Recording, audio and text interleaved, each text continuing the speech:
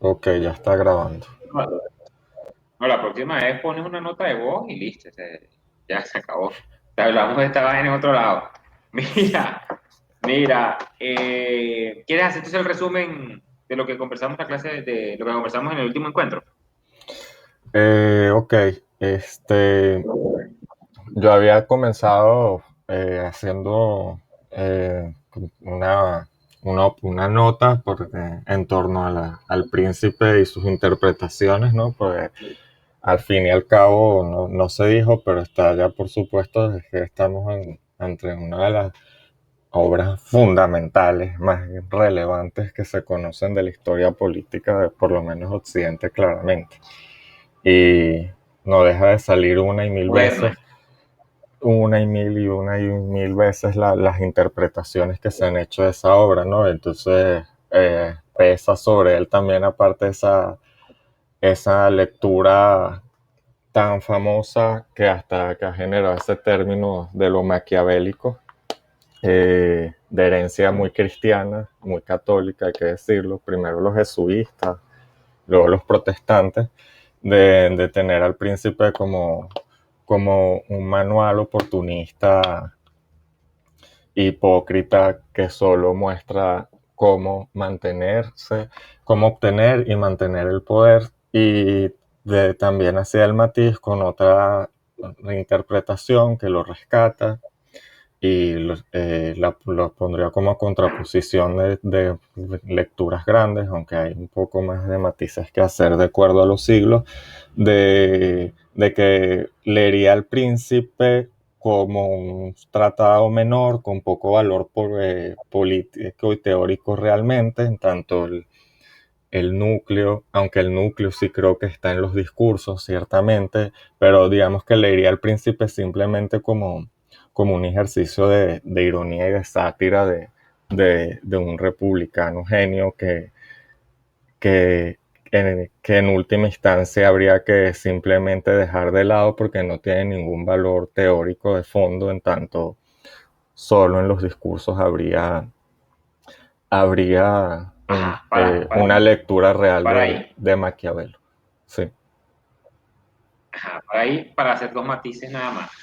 Eh, el primero, añadir que esa lectura que tú dices jesuita, muy cristiana, muy moralista del príncipe, eh, siempre además se pasó a la historia no solo de ser criticada de palabra, pero no de hecho. O sea, los mayores exponentes, los mayores precursores en las obras del príncipe fueron justamente los obispos, aquellos que censuraban en el discurso esos métodos, esas artimañas que realizaba el príncipe, pero era el que mejor las cumplía, el que mejor las hacía. O sea, se dio el curioso hecho de que los jesuitas fueron, y sobre todo esta casta de obispos que tenían poder, que odiaban al príncipe, pero era quien mejor lo practicaba.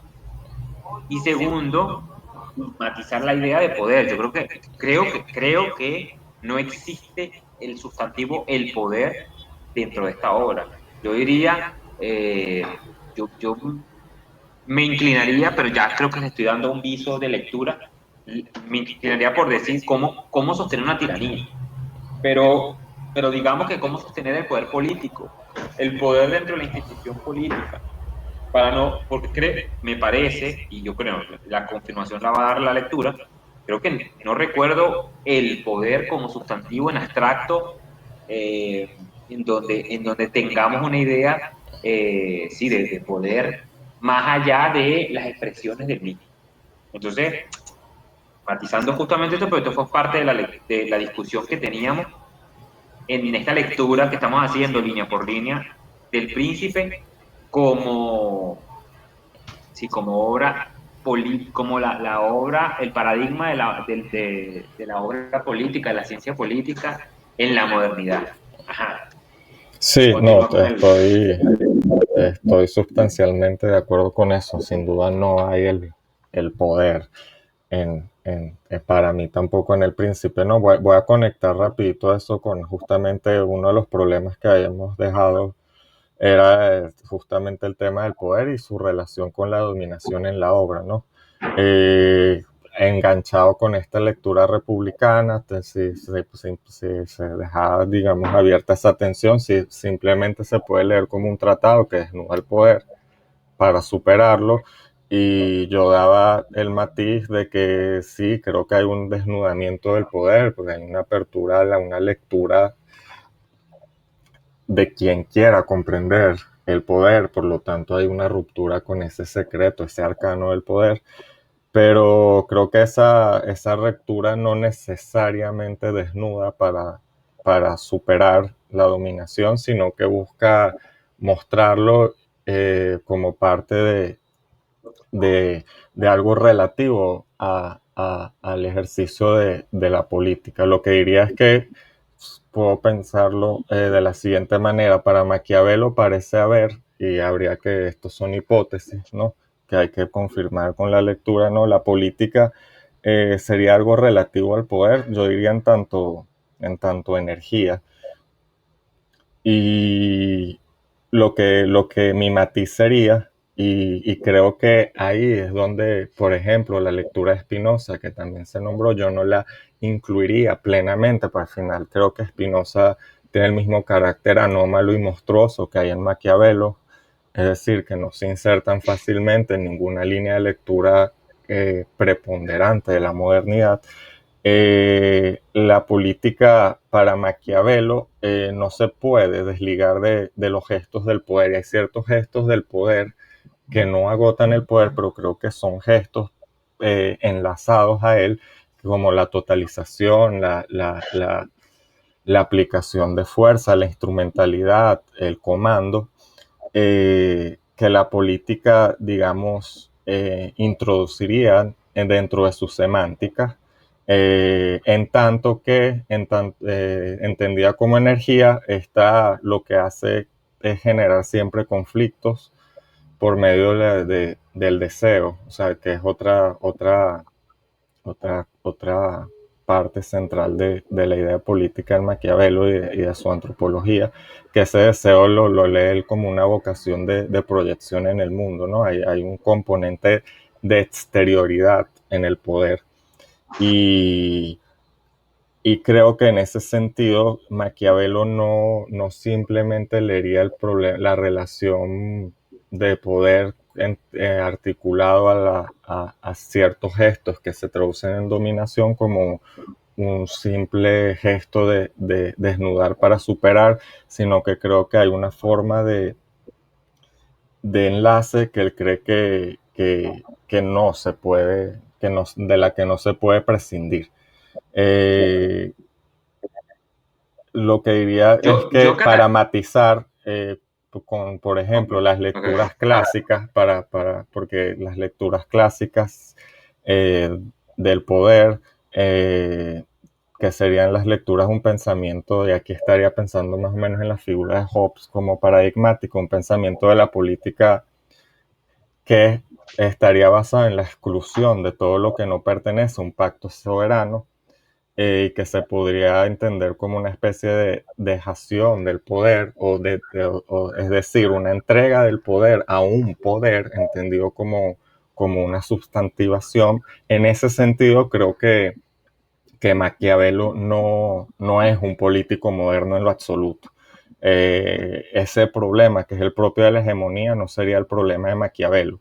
Y por eso también hacía el matiz en la sesión anterior de que ciertamente Maquiavelo también representaría en torno a la modernidad una exterioridad en torno al problema, a la articulación teológica política, ¿no?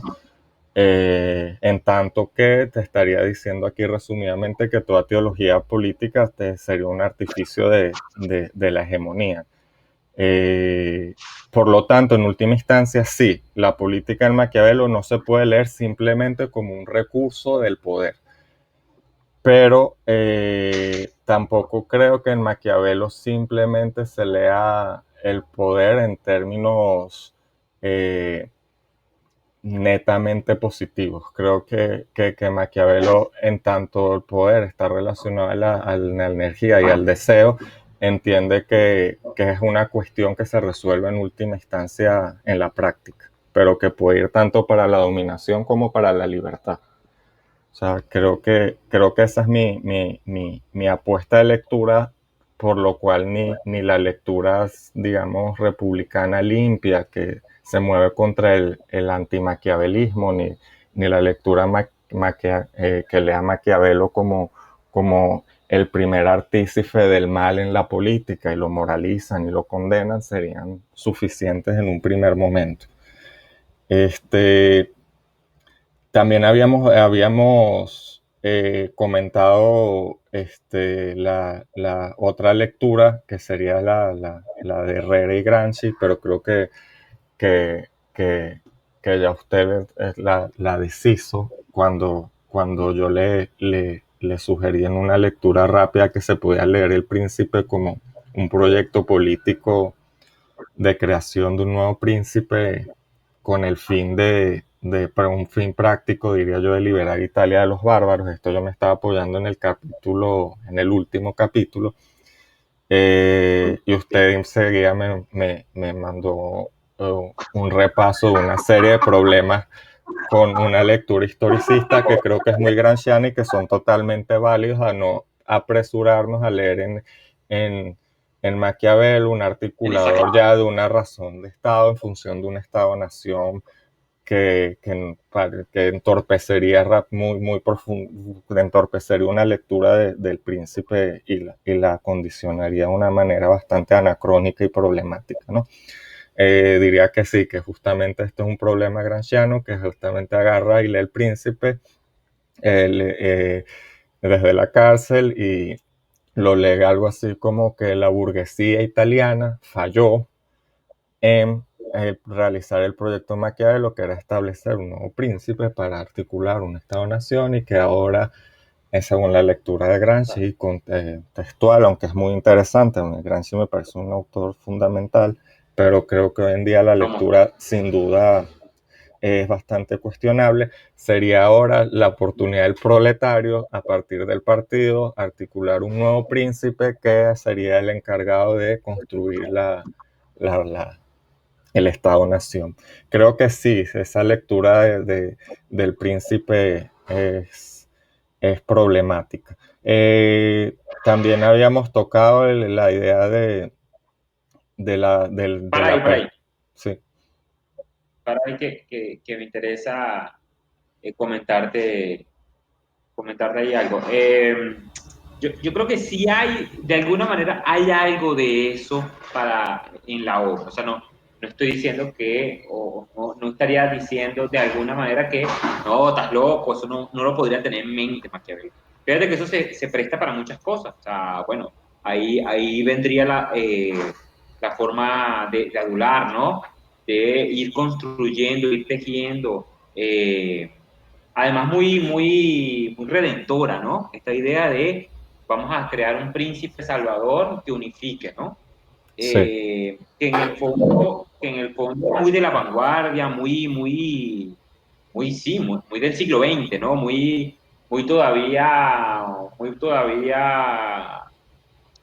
periodo del tiempo. Fíjate que hoy vamos a conversar algo sobre la historia o sobre el pasado y el futuro y cómo nosotros confundimos con historia. O sea, ya aquí hay mucho en juego, o mejor dicho, estamos empastelando a un Maquiavelo del Renacimiento a cosas que Maquiavelo no tiene ni más mínima idea, ni quiere tener más mínima idea. Entonces, pero no niego de alguna manera, como te digo eso, te digo lo otro. En tanto, para que tiene el video, por cierto, el argumento principal de decir que el príncipe, que no se está tejiendo, no se está hilvanando una idea de príncipe en Italia, que los Medici hagan esa figura, ¿no? Más concretamente, ¿no? Con nombre y apellido, que uno de los Medici se convierta en príncipe unificador de Italia, bueno, porque si no haría a Maquiavelo un ingenuo, un iluso, está escribiendo la República 2, pues básicamente el príncipe o el proyecto de la República Platónica. O sea, bueno, no estamos haciendo de manera estaríamos diciendo que Maquiavelo comete lo que denuncia, ¿no? Sí, ¿cómo se diría? Eh, comete el crimen que está denunciando en Platón y le está denunciando a toda la gente que es utópica, que piensa las cosas como deberían ser. Entonces, bueno, como debería ser es quitarle a un príncipe, bueno, ya se sigue claramente que esa lectura ya es problemática con la misma forma y el mismo, como la estructura de filosofar que tiene Maquiavelo. Pero yo sí creo que de alguna manera está empujando hacia eso, no de esa manera. Yo creo que en el fondo anticipar el futuro es casi imposible y yo creo que construirlo a base de conceptos o a base de deseos, creo que otra vez dejaría muy mal parado todo lo que ha venido enseñando Maquiavelo.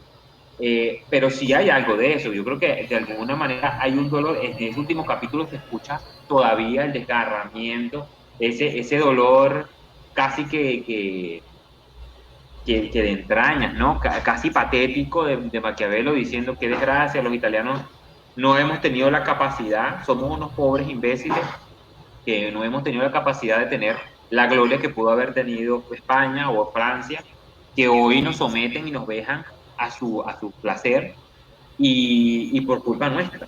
Entonces, en el fondo, y en el fondo creo que está mostrando claramente que no es porque los españoles son mejores o de alguna manera creo que esta la idea que acabas de decir, ¿no? Este sincretismo, esto arcano, ¿no? Del poder que supuestamente podría ser ontológicamente mejor en los franceses o los españoles que han sometido a Italia, ¿no? O sea, en el fondo han podido articular su astucia, articular sus instrumentos, articular su poder para sostener y conservar el poder y por eso nos dejan, no por una diferencia, yo creo que en el fondo una obra muy moderna en el sentido de naturalizar, ¿no? Profanar esta, esa sacralización que había antes de las naciones, de esta teología política, ¿no? De que de alguna manera son enviados del cielo. Bueno, los españoles están haciendo la palabra de Dios, por eso están recompensados y por eso tienen Nápoles. No, en el fondo creo que está derrumbando esta idea y en el fondo lo que está diciendo es, como ellos pueden, también nosotros podemos. Entonces, yo creo que más allá de lo que Gramsci pudiera o quisiera tener en 1800, además, en 1900, además, hijo de su época, tenía que jalar y conseguir de su propia estirpe, ¿no? O sea, ser italiano, no leerte a Maquiavelo o leerte a Vico, ya es como un insulto, pero está tomando para sus propósitos lo que él quiere. Yo creo que no puede ser canónico esta lectura. Yo creo que nosotros, la intención, el ejercicio que queremos hacer acá es justamente ir leyendo y que el príncipe nos vaya diciendo lo que él quiera decir.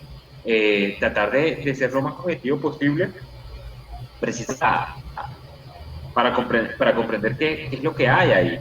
Me parece interesantísimo lo que ha dicho. O sea, bueno, hay una lectura blanca y una lectura negra de Maquiavelo. O sea, pues las vamos a poner en disposición. Te lo decía yo la clase pasada, no, demonio.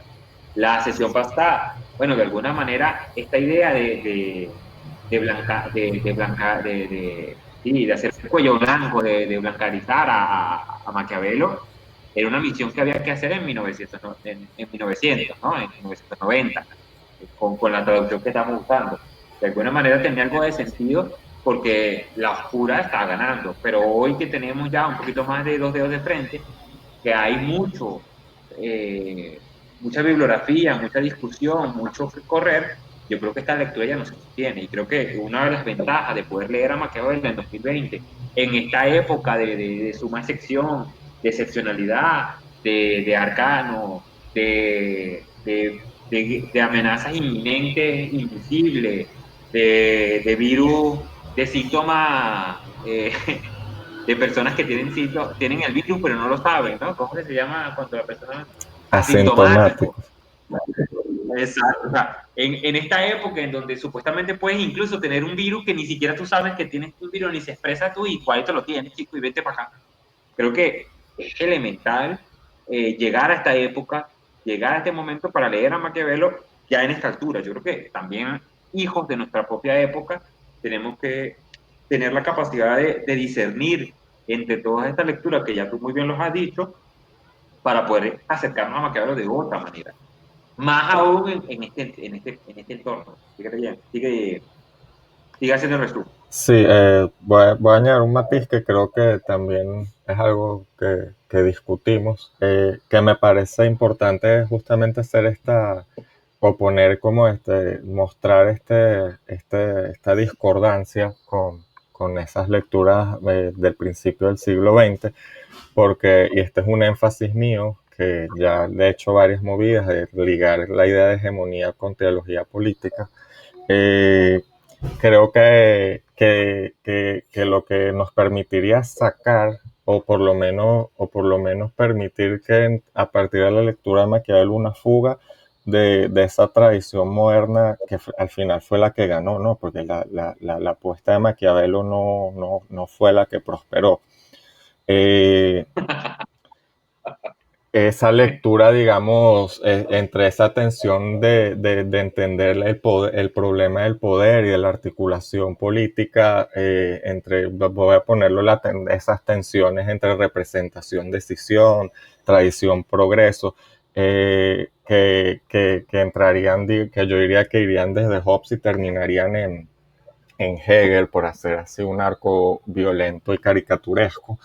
Y creo que Maquiavelo permite una lectura anómala de una fuerza de la modernidad que no se desarrolló del todo, sin que esto necesariamente se traduzca, que es que aquí estamos haciendo otra escarbación, porque estaría yo cometiendo el pecado contra el que más me revelo, que sería el del historicista, de escarbar en la tradición y querer que mi gesto técnico especializado va a poder sacar un depth, una china que nos va a abrir el horizonte desde el pasado plenamente. Simplemente Maquiavelo, como usted ha dicho, creo que Yo creo siempre, que, siempre sale una y otra vez estas lecturas en momentos de crisis. Y bueno, estamos en un momento de crisis y creo que también se le puede sacar provecho como una especie de retrovisor para leer la modernidad en una lectura que corre siempre en paralelo con la modernidad, pero que no va necesariamente encima de ella, entonces nos puede mostrar otras cosas respecto, respecto a lo que a lo mejor a ver, uno iba, te iba a decir simplemente una simple acotación de lo que dices. Otra vez en este ámbito de esta introducción larga, precisamente por la incapacidad nuestra de no poder grabar. Eh, de alguna manera sí es un mal esto que acabas de decir, pero también, así como te digo esto, te digo lo otro, que es que también hay una disputa en la modernidad, y bueno, esto ya es meternos en otro asunto, pero no importa, en todo caso, lo puntual acá es que hay una modernidad efectivamente muy radical y hay una modernidad muy moderada.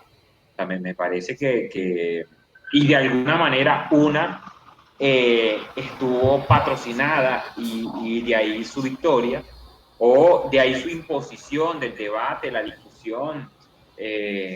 Y de su fuerza para mantener el control de las ideas. O sea, en el fondo, y esto no es afán historicista ni nada por el estilo, pero de alguna manera hay una tradición moderna que logró enquistar unos conceptos y una discusión que es la ilustrada por razones evidentes. Además, que además tiene un logro político, ¿no? Que se teje en la discusión filosófica y política de la modernidad y logra hacerse carne y sangre en la República Francesa.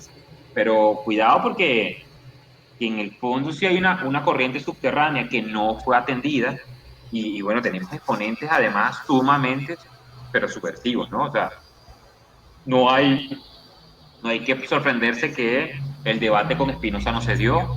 Fíjate que una cosa curiosísima es que no existe el concepto de determinismo sino hasta Kant. Kant es el que pone en el debate filosófico la idea de determinismo. Y después de eso todo el mundo lee a Spinoza, no, el determinista. Coño, qué cosa tan extraña. Qué cosa tan extraña que es Kant, el ilustrado, Kant, el que escribe la razón, crítica de la razón, el que define cómo se lee a Spinoza. Y de ahí un adjetivo que, pero de cabo a rabo, cuando tú estudias la palabra determinista, ¿quién fue el primero que la dijo? Kant. Hablando de quién, de Spinoza. O sea, cuidado, hay una corriente que sostiene este poder. Ojo, no estoy defendiendo que no se me vea aquí que estoy defendiendo al historicismo ni nada por el estilo y que no vamos a, pero de alguna manera el ejercicio que estamos haciendo va a ser productivo, siempre va a ser productivo para nosotros, pero me parece que uno puede conseguir varias cosas que otros no vieron precisamente por estar programadas en una época, estar programados en una corriente, estar con unos compromisos, estar programados en un esfuerzo por defender una consigna, una bandera, un proyecto, una clase, lo que te dé la gana. Entonces, no se le puede criticar a Gramsci que no hablara de la hegemonía y que no pensara que eso fuera de alguna manera efectivo para su época, pero de ninguna manera para nosotros. Entonces, yo creo que en el fondo, entre menos compromisos tengas,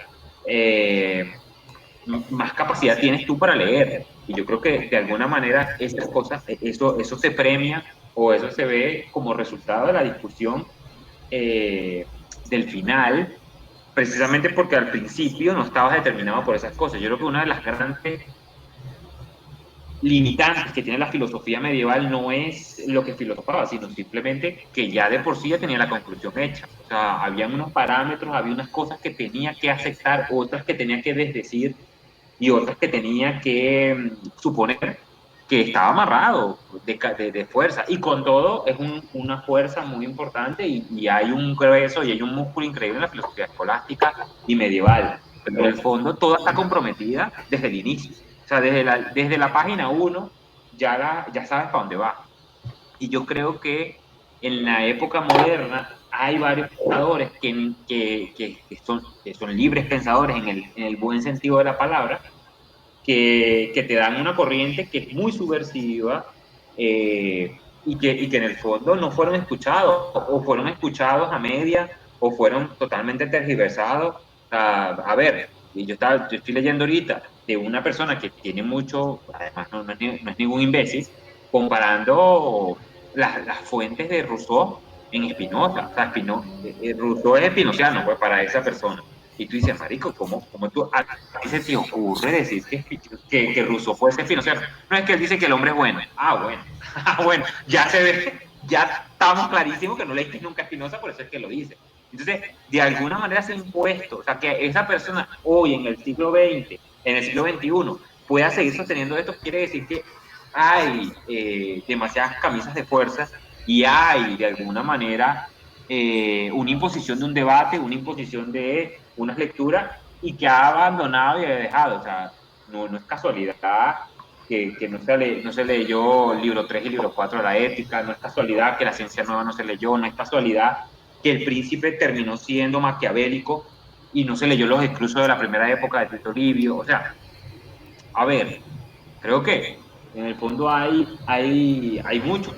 No es casualidad que no se haya leído la lógica de Hegel y se haya leído la ciencia, la historia de la filosofía o la historia universal de las naciones. O sea, hay razones ya sostenidos, ¿me entiendes?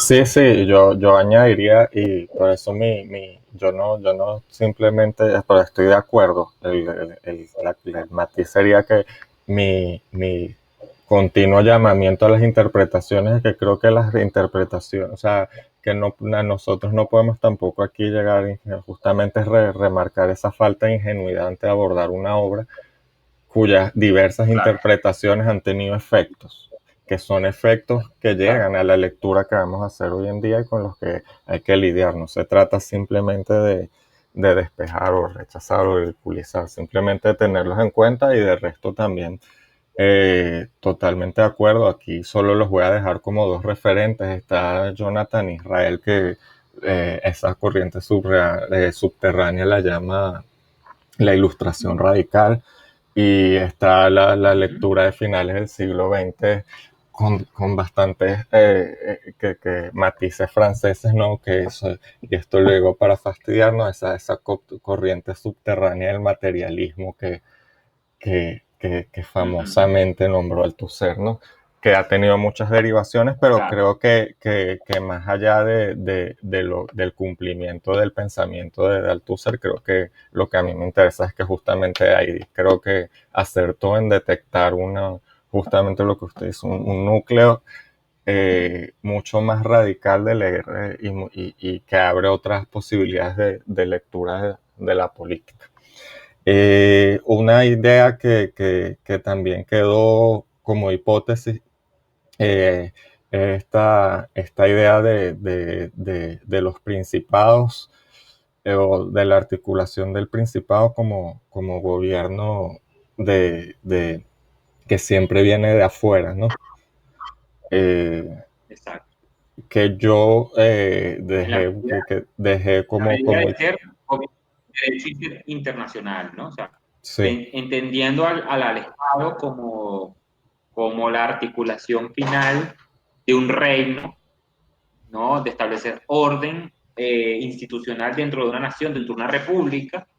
El principado pareciera ser entonces el derecho de todo Estado, ¿no?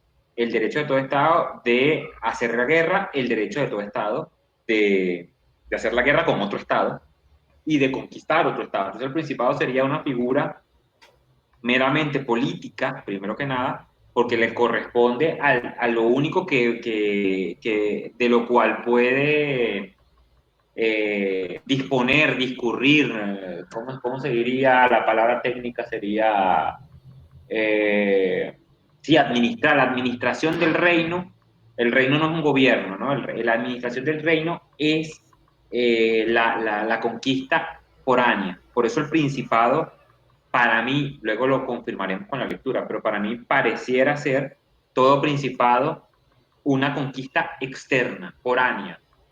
Siempre es una colonización, es conquistar terreno que no estás gobernando o que no estás estableciendo instituciones para tus conciudadanos. Siempre es posterior e internacional.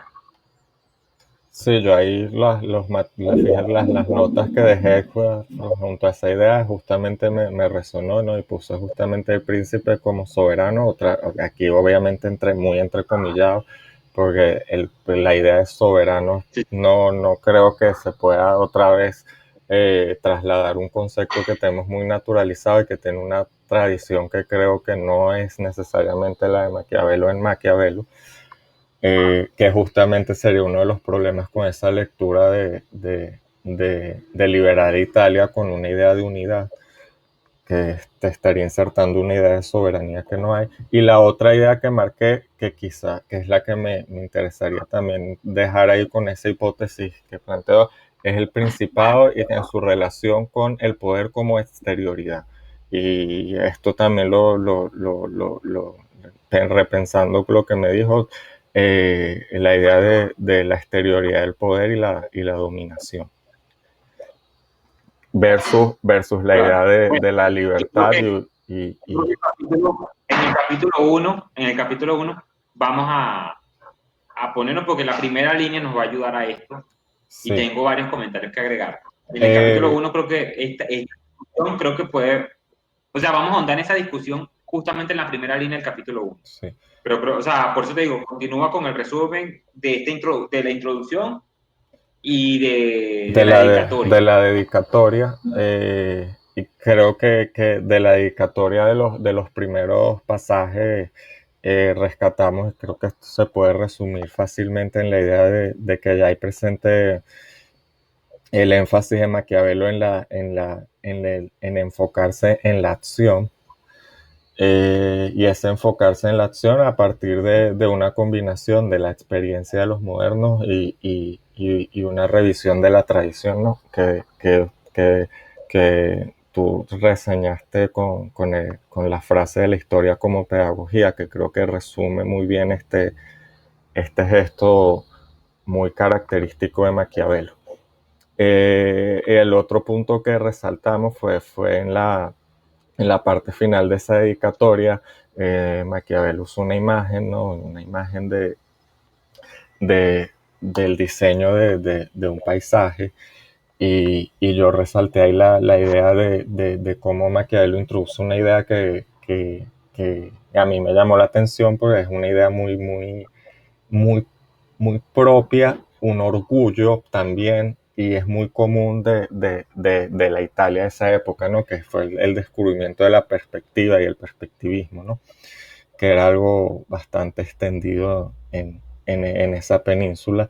Y ese lenguaje parece que también se podía traducir, por lo tanto, como idea común, también como una forma de ver el mundo, ¿no? Que estaba difundida en la península. Que establece un tipo de relación con lo visible, ¿no? Una relación que tenía que ver con el espacio, con la distancia y con la medida. En tanto, hay un énfasis que en la perspectiva de la distancia tiene que ser siempre una distancia adecuada para captar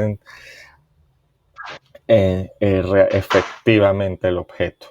Eh, esa distancia, en última instancia, implica siempre un juego de posiciones donde no toda posición es válida o no toda posición te otorga una mirada efectiva sobre, sobre tu objeto.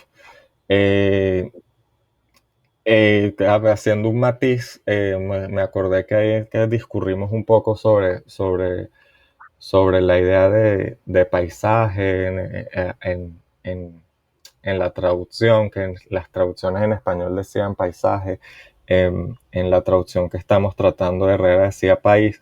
Revisando con calma, pero en esa noche estaba un poco apurado. De hecho, en el italiano es paesi, y digamos que en la traducción de Herrera hay una cierta, hay bastantes literalidades que ayudan porque generan Ok, ruido y ayudan para una lectura, digamos, como esta que se intenta hacer, porque generan unos ruidos que te obligan a aclarar las cosas. Pero es ok, peligroso poner esa idea de país porque se traduce muy rápidamente en el sentido común en una idea que creo que es peligrosa, pero el país sí, buscando un poco la etimología de la palabra en la Italia de ese momento y también por el rastreo simplemente etimológico, sí tiene que ver con territorio, con paisaje, o sea, digamos que una adaptación modernizada de esa traducción sería mucho más adecuado paisaje. Pero Paesi se relaciona y después con una especie de terreno ordenado, medido, distanciado. Por lo tanto, la idea de perspectiva, digamos que se puede traducir con más fuerza y en aquel momento lo decían más tentativamente como una especie de cartografía. O sea, en Maquiavelo hay una cartografía entre lo alto y lo bajo, donde hay una diferencia de niveles que es importante mantener y nunca, yo decía identificar, pero claro, el decía identificar en un sentido un poco mucho más simplón, no para llenar la idea de identidad, sino la idea de identidad como que se podrían algo así como igualar o intercambiar sin ningún tipo de problema. Y también lo decía para enfatizar la idea que creo que está en Maquiavelo, porque desde la perspectiva, sin duda, entre los dos niveles nunca puede haber identidad. Es aquí también articular un problema, y aquí ya lo voy a hacer más explícito, en ese momento lo hice más implícito, de que no podía en Maquiavelo leerse una identidad entre principado y pueblo. Eh, que en última instancia empieza a introducir un problema con nuestra lectura hegemónica de lo moderno, eh, desde la idea de soberanía, en tanto soberanía siempre busca igualdad, homologación, en última instancia identidad entre pueblo y soberano. Entonces en Maquiavelo parece que ya esto nos introduce una ruptura y creo que es categorialmente y de bastante peso. La otra parte es que yo hacía el énfasis también en que esta idea de perspectivismo también se podía leer y no, esto no está en el texto, haciéndole también un énfasis a la perspectiva natural. Yo ponía el ejemplo de la astrología en el sentido de que esa distancia, que siempre tiene que ser adecuada, no solo determina la efectividad con la que puedes ver y diagramar y describir y medir efectivamente tu objeto, sino que también tiene que ver con las cualidades del objeto, en tanto que también hay una serie de efectos y de efectos que se producen al, al, al poner un objeto en relación a otro. O sea, también hay una serie de cualidades físicas o energéticas que influyen en ambos sentidos a la hora de enfrentarse con lo que yo forzaba trayendo la famosa frase anticipándome, ¿no? de la verdad efectiva de la cosa. Eh, y esto para Pero también, quería, sí, para cerrar hasta donde llegamos la última vez, ¿no? sí, No, yo quería simplemente agregar esta idea. Fíjate que esto nos da, creo que además me parece que no está en ninguna otra parte este símil que no es de ninguna manera ingenuo, de ninguna manera caricaturesco y ni añadido. O sea, me parece que queda claro no solo la desactivación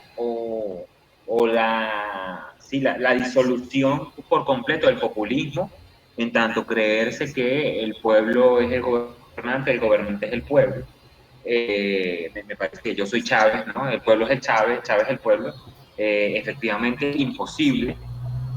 Eh, y creo que de alguna manera queda claro también la idea de la jerarquía de la montaña y el valle, pero yo colocaba la idea de la dialéctica psicorrelativa, ¿no? Donde el contrario es el que le da la identidad a, a su otro contrario, ¿no? Entonces, de alguna manera, solo hay valles en cuanto hay montañas y solo hay montañas cuando hay valles, ¿no? La esencia de valle es tener una montaña, su contrario, la negación de todo valle, ¿no? Terreno bajo, terreno bajo que está entre montañas, o sea, esa es la definición, ¿no? Igual que hablar de triángulo y 90 y la sumatoria, ¿no? Los 180 grados, o sea, no hay triángulos y 180 grados, o sea, una cosa puede dar sin la otra, y de alguna manera, pero son contrarios, ¿no? De igual manera, tanto en este ejemplo geométrico como en el ejemplo de geografía, en tanto que hay valles y montañas. Y yo creo que esto genera algo fundamental que es que hay una conexión, porque no hay príncipe sin pueblo y sin gobierno, sin república, sin terreno, sin mayoría, sin vulgo que gobernar, pero no hay vulgo, ni mayoría, ni terreno que no sea gobernado por un príncipe. Cuidado porque hay una identidad fundamental acá que forma parte de la ecuación. O sea, no se puede hablar de príncipe sin pueblo, pero tampoco se puede hablar de pueblo sin príncipe, ¿no? Entonces, quizás esta idea anarquista de que, bueno, el pueblo se gobierna a sí mismo y toda esta estupidez, de alguna manera también queda desactivada. Me parece que en estos dos sentidos, que son correlativos, pero no son lo mismo, son y no son, ¿no? Ahí se ve clarísimo la contradicción o el aceptar las dos posiciones, la posición afirmativa, son lo mismo, pero no son lo mismo, bajo dos respectos distintos, creo que nos muestra claramente esta idea que además se complementa con lo que ya acabas de decir, ¿no? Que es la perspectiva, que es la posición, la relación, la medida, la distancia, muy importante con lo visible, yo creo que es fundamental quizás, y otra vez volviendo nuevamente a la idea de profanación y de arcano que tiene el poder, que muy bien tú lo has dicho, o sea, nadie puede pintar sin luz, ¿no? Y lo que se representa en el cuadro es lo que la luz deja ver.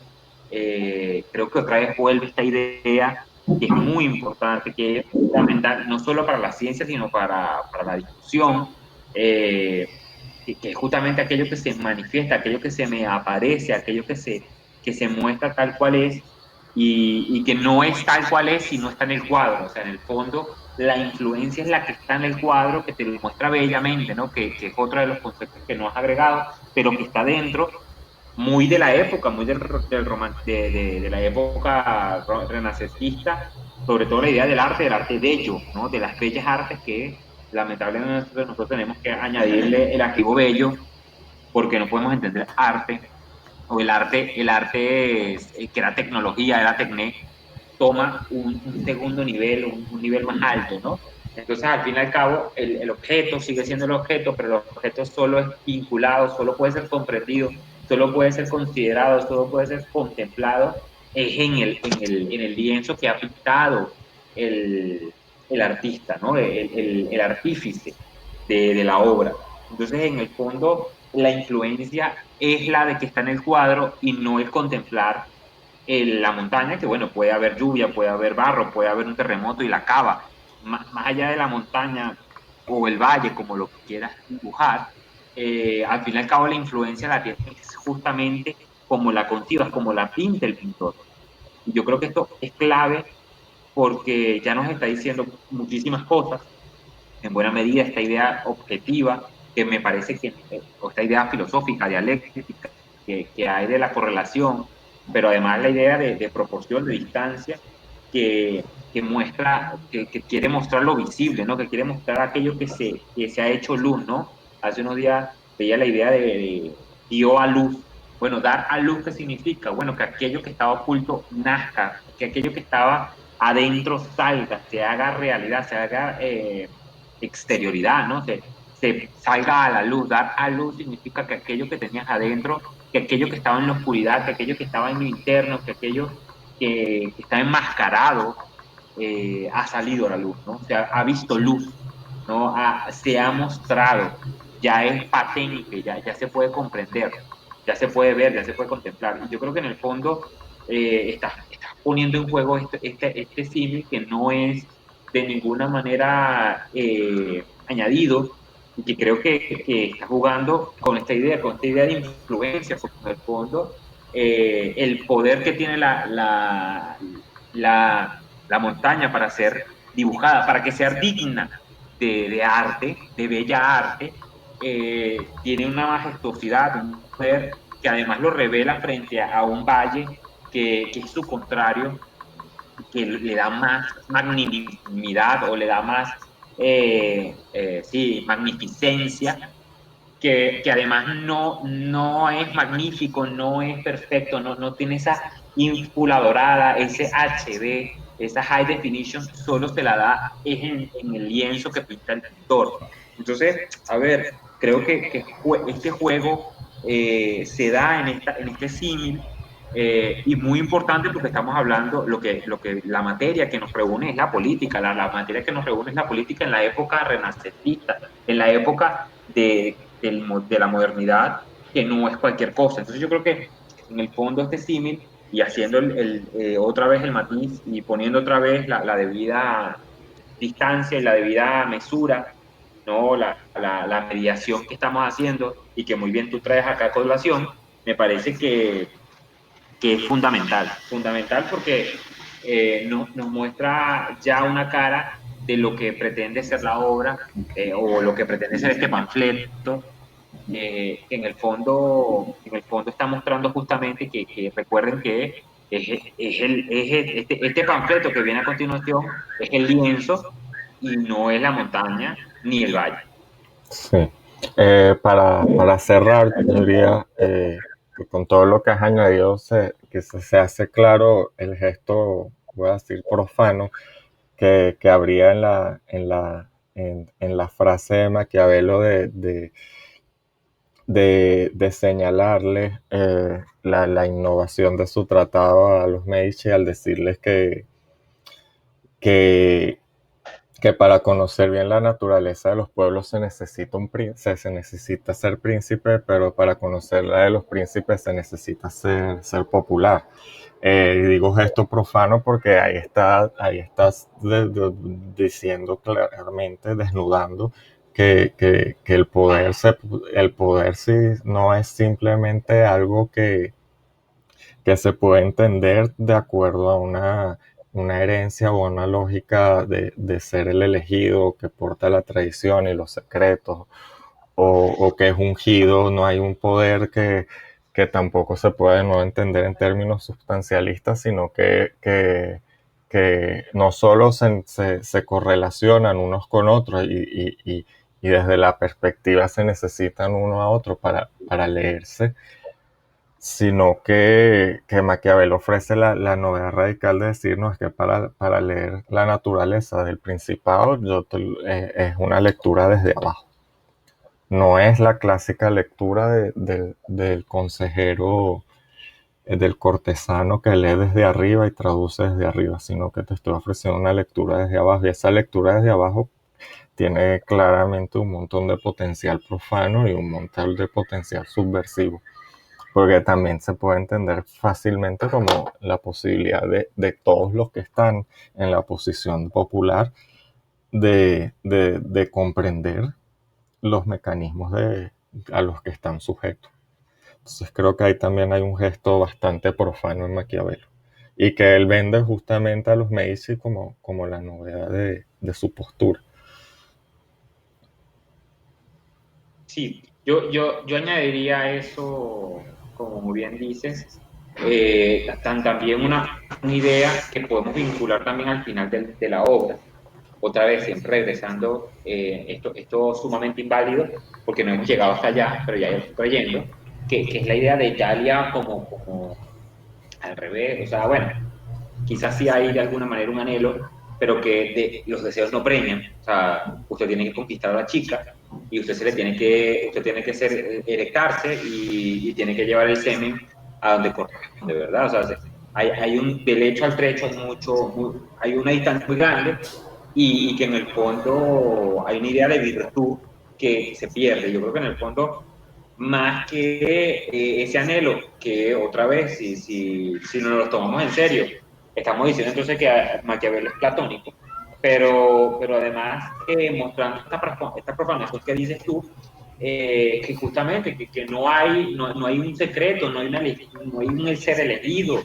O sea, en el fondo cualquiera puede ser príncipe si logra mantener o conservar el poder justamente por virtud y no por fortuna, justamente. Bueno, ya lo vamos a ver más adelante porque ya lo va a anunciar en este capítulo 1 que creo que no vamos a poder discutir, porque ya son las 6:30 y creo que la primera línea nos va a dejar toda la vida. Pero a ver, esta idea de profanación y de que cualquiera puede ser príncipe, o mejor dicho, que el príncipe o el gobernante, más allá del príncipe, o el que va a reinar, o el que puede optar a ser poderoso, a tener las riendas de un estado, ¿no? A ser rey de una región, de un territorio, no implica de ninguna manera una, una divinidad, un esfuerzo, sino hay más de pericia en el ejercicio del poder que una iluminación, que un estar iluminado, que estar destinado a, ¿no? Fíjate, por traer un nombre a colación, alguien que está dedicado, que se siente destinado a gobernar Venezuela, es Leopoldo López. Porque bueno, porque Leopoldo López dice que en su sangre está la sangre de Simón Bolívar, porque su apellido, es familia de Bolívar, pues bueno, básicamente. Sí. Y bueno, además de ser el gran cacao, además de tener gran poder, él está destinado a ser príncipe. Él tiene que gobernar a Venezuela porque así lo manda su sangre. Y fíjate toda la locura, toda sí, la impotencia, la estupidez, todo lo que lo ha llevado justamente este deseo, otra vez el deseo no preña, ¿no? De querer preñar a la chica, pero sin tocarla, sin besarla, sin invitarla para el cine, sin nada. Entonces, bueno, dale, pues está bien. Y mira el camino de ruin que ha tenido, precisamente por su anhelo estúpido, creyendo y no que sea labrado. O sea, creo que esta idea de labrarse, el uso del Estado ha sido labrado por uno mismo y no ha sido identificado por Dios o no hay una fuerza externa que va a llevar a, sino a, creo que, y aquí está la idea profana completamente, es que estás ahí por tu producto de tu trabajo, producto de tu esfuerzo y producto de la pericia que puedes tener para conservar algo, para mantener y conservar algo. Sí, sí. Hay un desfondamiento de esa lectura parte tradicional del poder. Yo no sé hasta dónde vamos si seguimos hablando del poder o del poder político o del poder estatal, porque en el fondo creo que hablar de el poder a secas, eh, creo que ya es un gran error en Maquiavelo al menos, porque es que no lo encuentro. No hay una palabra como sostener el poder. Sí, voy a tratar de hacer esa corrección. El sentido común me traiciona. A ver, fíjate que yo no sé si nos da chance o lo dejamos para la próxima sesión o no sé qué quieras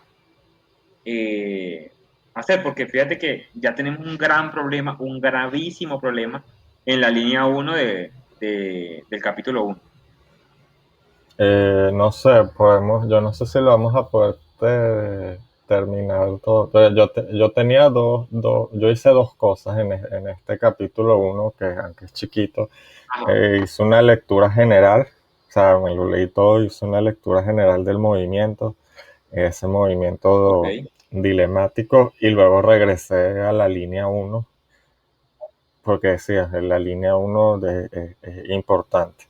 Y bueno, aparte de eso, tengo ahí también unos comentarios con la traducción, que esta uh-huh. vez sí creo que tiene ahí tiene un problema y que supongo que también no sé qué Ok. tanto vale la pena discutir, por lo menos hay que resaltarlo, pero no sé, también se puede discutir qué tanto aquí hay una intención de, de, de omitir algo en Maquiavelo Ajá. o no. Entonces no sé si lo empezamos, si lo dejamos todo para después o de todas estas tres cosas que dije, si quieres solo hacer una hoy, no sé. No, bueno, yo no sé cómo esté tu agenda, no sé cómo esté tu agenda. Yo simplemente, yo quisiera simplemente, o lo vamos a discutir para la próxima mejor. Yo creo que esta introducción englobando todo lo que discutimos en la clase pasada, pero que quedara grabada, creo que queda mejor. Y nada, discutimos en la próxima oportunidad. Yo creo que podríamos es, de alguna manera, anunciarnos quizás el título de los comentarios que tengamos, ¿sí? O sea, a dónde va el comentario que tiene y quizá con la semana que tenemos de distancia, volvemos a leer y nos vuelve a dar un poquito más de fuerza. O sea, yo quería, en el primer capítulo, más allá de todas las lecturas que tú pudieras tener, eh, sobre todo también porque estamos leyendo esta traducción en general porque la queremos ver sus límites, queremos enjuiciarla, ¿no? Ir a sus fundamentos, pero a mí me pareció curioso porque sin entender, si uno no entiende la primera línea, ya uno tiene un problema y yo creo que está muy mal entendida, quizás habría que ir a la fuente, pero por ejemplo, la idea de todos, ¿no? De la universalidad, ya implica algo muy importante porque es una sentencia universal muy rara en Maquiavelo. Maquiavelo nunca hace sentencias universales, o sea, todas las frutas son manzanas, nada de esto, ¿no? Pero más allá de eso, viene la idea del poder, ¿no? De la idea de cómo se concibe el poder, la traducción de si se tiene o se ejerce. Hay una traducción, la traducción que anda por ahí dice ejerce, y nuestra traducción, o la traducción que estamos discutiendo nosotros, dice ha tenido, ¿no? Como que si pudiera tener. Pero fíjate y después remata con la idea de imperio y de soberanía. O sea, la traducción nuestra dice imperio, y tiene un imperio, y la traducción que hay por ahí dice ejerce soberanía. Yo no sé qué palabra podría estar usando Maquiavelo, pero ya hay una idea, o sea, ya la idea de soberanía ya te abre un abanico impresionante. Y ya empieza, ya aquí se nos viene un gran problema en todo sentido, ¿no? Para la discusión y para el discurrir del poder. Yo quería simplemente, o sea, hacia allá va, ¿no? Mi idea. También algo así como la adquisición del Principado, también quería comentar algo ahí.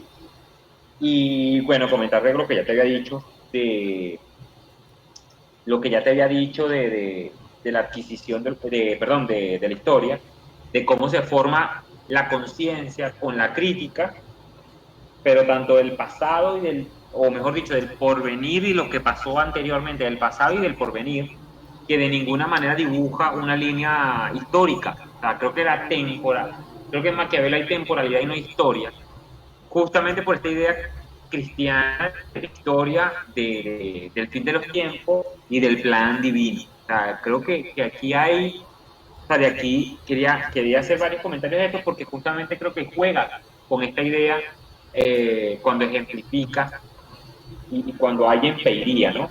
Que es justamente la idea que me lleva a pensar que hay un pasado y un porvenir en Maquiavelo, pero no hay un futuro ni un presente, ¿no? Un futuro y un pasado, un ir hacia, ¿no? Un progreso y un regreso, ¿no? Si se quiere. Eh, por casualidad de la vida, por casualidad de la vida, y con esto termino, estas son las tres claves que quiero colocar en el capítulo 1, lo discutiremos para después. Pero en todo caso, volviendo al primer punto que acabo de decir, ¿no? No solo de la concepción del poder en tanto que se ejerce, que si se tiene, que si es de un dominio, o sea, si es político, si es territorial, ¿no? Cuando acentúa la palabra dominio. Eh, es la misma concepción de soberanía que por casualidad de la vida estoy leyendo la Ilíada. ¿En dónde se no escuché? Se perdió la conexión.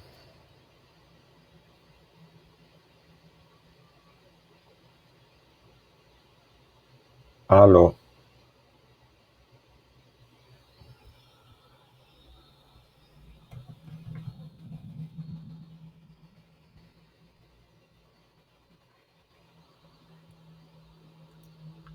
aló, Está por encima de todo. aló. Por cierto, ¿me escuchas? Se ¿Me escuchas? perdió, dejé de escucharte desde la parte donde estabas anunciando que habías leído una idea de soberanía y justo ahí se cortó. La Ilíada, Eh, la Ilíada. Sí, talentísima. Ajá, en la Ilíada, ¿me escuchas, verdad? Sí, Sí, la idea de soberanía es en la Ilíada. Hablan de que el soberano es Zeus, Zeus soberano. Por cierto, yo te voy a decir cuál es el elemento del soberano. Pero yo de una vez dije nada, o sea, la estoy leyendo y la lectura también es ir a griego y ir a buscar en la fuente en griego para ver cómo se va mostrando, ¿no? Y obviamente me fui a hablar, a buscar cómo se decía soberano en griego antiguo, porque, como ya te he dicho, soberano es una palabra latina, pero además, soberanía es latino, pero además es una palabra latina, un concepto latino, es un concepto latino cristiano, además. O sea, en el ámbito meramente ontológico, meramente teológico, ¿sí? O sea, soberanía no existe sin el ser poderoso, ¿no? Hasta aquí clarísimo. sí. Y el soberano era el que estaba por encima de todo, ¿no? El que podía reinar por encima de todo. Y el elemento esencial para llamar a Zeus soberano, poderoso, o sea que no había nadie más por encima de él estaba sobre todo, era porque era el único ser que no tiene miedo, el único que no teme. ¿Sí? La definición de soberanía de Homero en la Iliada es que Zeus es soberano y está por encima de todo, no porque no reciba, no porque no pierda, no porque no sirva a reveses, no porque no sea traicionado, no porque pierda poder, sino porque él es el único en todo el cosmos que no tiene temor. Y obviamente no tiene temor porque no hay una fuerza por encima de él, ¿sí? Todo aquel que esté condicionado con una fuerza, por lo tanto pueda temer, pueda ser exterminado por otro, ¿no? Tiene temor.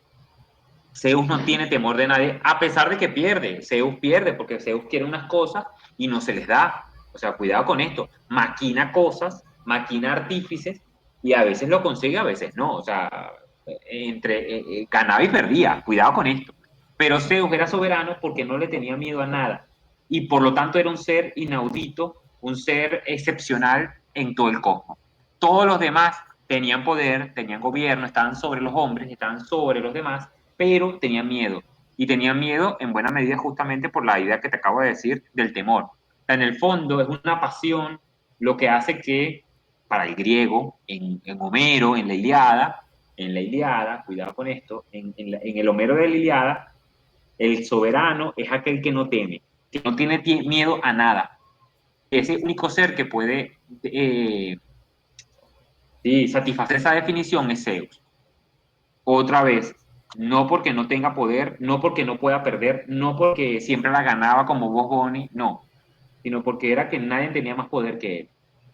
Y por eso no podía, no temía de una amenaza externa. ¿Se ve? Sí, Bien, esos son los tres puntos que quisiera yo leer en ese capítulo uno. Nada, yo creo que lo podemos discutir después. No sé, dime tú, por favor, cuáles son las claves que viste en ese primer capítulo y lo dejamos entonces para la siguiente sesión. ok, sí, digamos en una lectura general del capítulo quería enfocarme bueno, no de enfocarme en algo que ya se ha resaltado hasta la sociedad, pero es ese carácter dilemático del proceder retórico de ahí que está en Maquiavelo, ¿no? Entonces siempre siempre hay contraposiciones, pero en tanto dilemáticos siempre son, por lo menos en este, son contraposiciones sin solución. Entonces era un poco rastrear todo eso, Ujú. problematizarlo en contraste tanto con la tradición cristiano medieval como en relación a la tradición moderna, digamos, triunfante o la que tuvo más peso, y hacer una serie de aclaraciones y matices, porque en esa estructura dilemática que se presenta hay un tipo de contraposición, pero que quiero resaltar, pero que me gustaría también como tratar de mantener en tensión para ver si en Maquiavelo todas las contraposiciones sean de forma dilemática o también se presentan en oposiciones, que tantas se pueden leer en forma dialéctica, que tantas no, porque por lo menos aquí en primer momento me parece que no cabe leer, en tanto son dilemáticas, no se podrían leer fácilmente en forma dialéctica, en tanto no parece haber resolución, sino como un inevitable conflicto, eh, por el que hay que decir o una u otra, o sea, es excluyente. De resto, regresar a la primera línea, que es muy problemática, bueno, pues es muy densa, y resaltar de nuevo la monstruosidad del pensamiento de Maquiavelo, la ruptura con la idea de las formas clásicas del gobierno, Ajá. la tensión entre libertad y dominio, acompañada de una problematización en tanto si es real esa ruptura o esa salida anómala de esa teoría clásica de las formas de gobierno con la tensión en Maquiavelo con la idea de forma, ¿no? Hasta qué punto Maquiavelo se estaría todavía articulando a una especie de dilemorfismo o estaría rompiendo con él, porque también creo que hay una tendencia inmanentista en la forma en que lee Maquiavelo estos dilemas que parece que rompe con la preponderancia de la forma. Discurrir sobre eso y articularlo también con la tensión entre,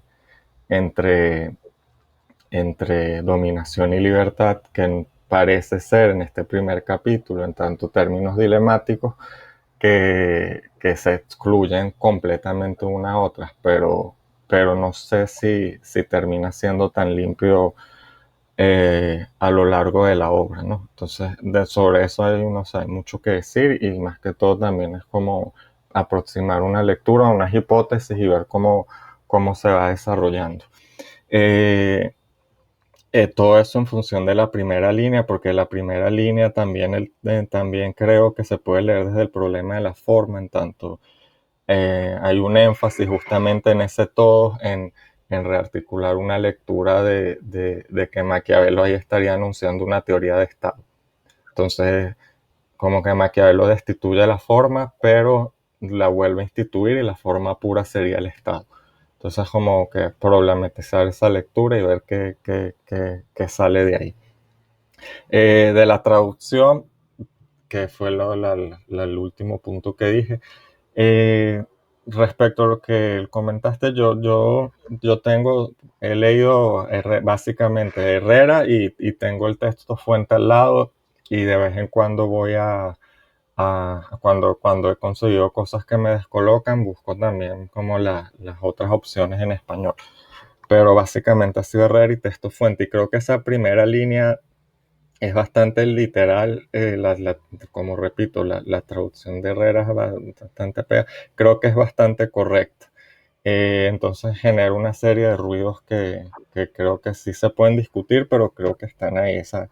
El, el todo sí está, es un tutti, el ano abuto, ano, creo que también han tenido y tienen, y sí hay, y la palabra que usan es imperio.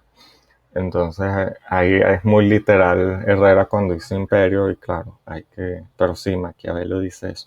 El problema que yo vi como problema muy evidente, porque después está la discusión sobre, bueno, esta lectura de nuevo, repito, a mí esta literalidad me interesa para nosotros porque nos suena cuando nos molesta, nos llama a interrogarnos, pero quizás si uno lo contrasta con quizás lo que parecían ser los objetivos del texto, me parece problemático y quizás otras elecciones son más adecuadas.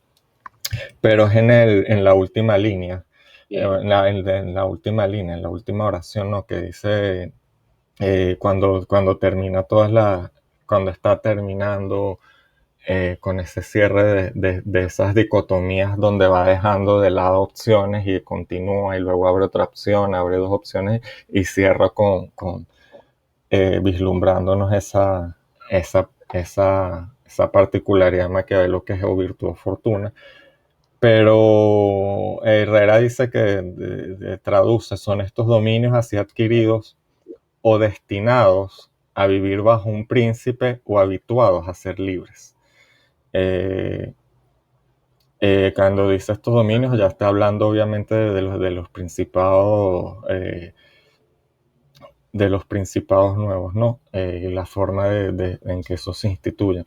Pero dice que son destinados a vivir bajo un príncipe y ese destinados no tengo, o sea, aquí sí lo revisé con calma y no tengo idea de dónde se pudo haber interpretado destinados. Cuando todas las traducciones en español dicen acostumbrados a vivir bajo un príncipe, Herrera usa la opción de destinados, ¿no? Y la palabra en italiano, el texto fuente dice consueti, que de hecho sí se pueden, de consueti, ¿no? Tiene que ver con acostumbrados, tiene que ver con costumbres, o sea, están habituados, acostumbrados.